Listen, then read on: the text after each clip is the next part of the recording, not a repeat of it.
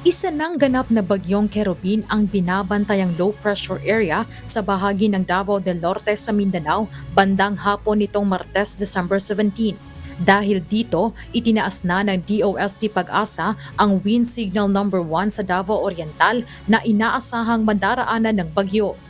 Bukod sa hangin, maaaring makaranas ng malalakas na pag-ulan at mga alon na posibleng magdulot ng pagbaha at pagguho ng lupa sa mga apektadong lugar.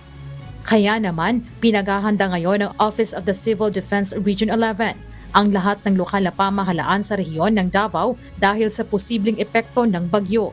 Ayon kay OCD-11 Director Ednar Dayanghirang, bukod sa mga food packs at emergency assets, kailangan ding ihanda at bantayan ang mga kanya-kanyang lugar, lalo na ang madalas binabaha.